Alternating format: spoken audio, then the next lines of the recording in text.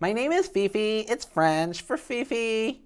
Wait, what's your name? Fifi. It's French for Fifi. You're Fifi? Fifi. It's Fifi in the ICU. Fifi. Okay, we are recording. Ay nako, everybody. Welcome back to the ICU versus the ER nurses. You see, I rhymed. I'm a poet and I also know it. Yeah, in the ICU, we nurses work really hard, and we have a favorite saying. It's excuse you. Used like this. You set up a patient that you don't know, and your report was like 3 lines. Excuse you. Like, it's hard for us. I mean, I could probably work a little harder and say Fifi. Probably with no trouble, I could say Fifi. But it takes a lot. People are like, Fifi, you're a perfectionist. And I'm like, guilty.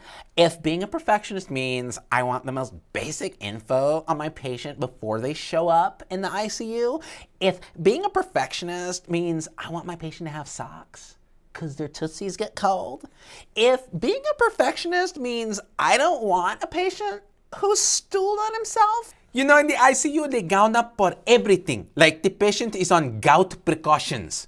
Gout! It's not even a bloodborne contagious disease. Okay? You look like you one of those soldiers who's taking care of ET. Head to gown, Like the ER on the other hand, we go in totally free balling. Like total commando. Like Donald Duck, no pants. It might be nice to know if this patient has a first name or birth date or a DPOA or a point of contact or significant medical records or a past medical history or any number of 1,000 different things that I would love to know in order to provide the perfect care, which is what we do here in the unit. I like to think of it this way. When you make a trip to the ICU, it's like going to the Hampton Inn. You may get a suite.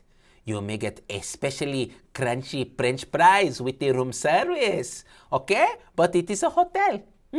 When you come to the ER, it's like going to a Bangkok street fight.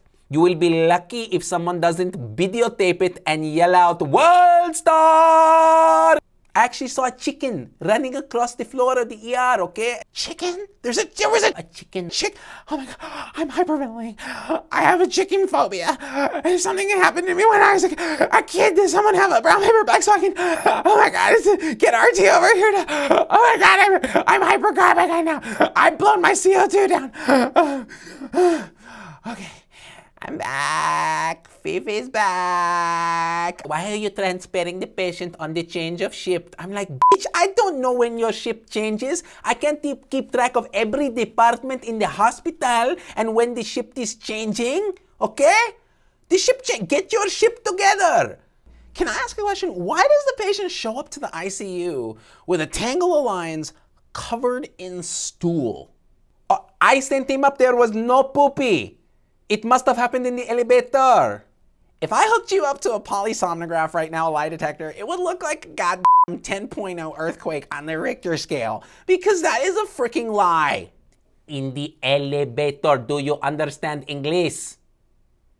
Why don't you talk to transport? Talk to Bob. He probably saw it happen. You know what, Bob? It's probably Bob's species. Bob has a problem with the continents. I've been meaning to talk to the DON about this, but I feel bad for Bob. He has a family and a poopy problem.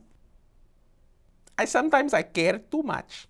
So, but when I get report from the ER, it's like, yeah, he's a man and he's from the planet Earth, purportedly, although we don't have records. And also it's not my patient because we just changed shift and I haven't even, have I looked at the patient? No, that's work that I don't necessarily think is necessary. And I'm like, could you drill down maybe a little bit? Maybe tell me, why is this patient coming to the ICU?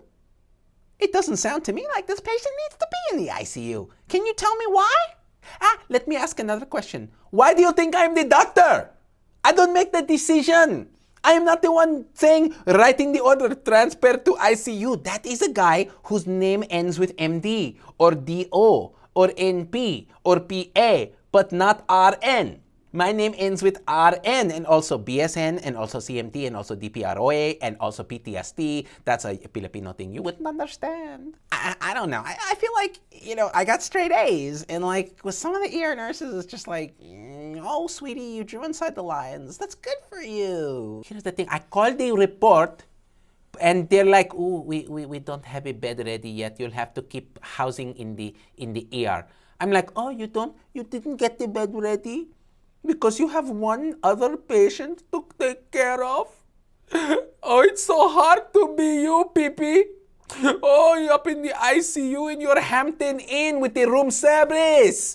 Oh my God, though, I'll say this. I couldn't do what the ER nurses do. They have to deal with stuff that is so hard and so many patients, and it would just make me go, "Patoing!" I would have to inject myself with an EpiPen just to get over the hives of all that stress. So kudos to them. I couldn't do that job. I got to be honest. If I was going to be in the ICU, I would want someone who cares a lot about the details. Okay? And I'll tell you what, it is not this kitty. Okay?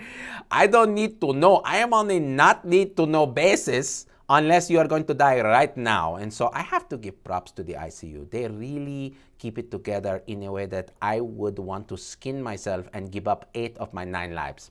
Oh my gosh, I feel we are like total BFFs now. We are totally friends. Like, oh. And you know what friends do for each other? They help each other sell the lip sense. Have you thought about becoming a distributor? Oh my God, you do lip sense? I'm already a distributor. You too? Me too? Oh my God!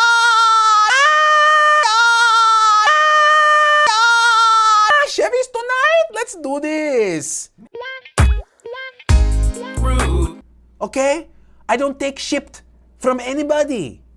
You're giving me shipped every day. I try to transfer and you're like, no shipped, Sherlock. Belly don't play that.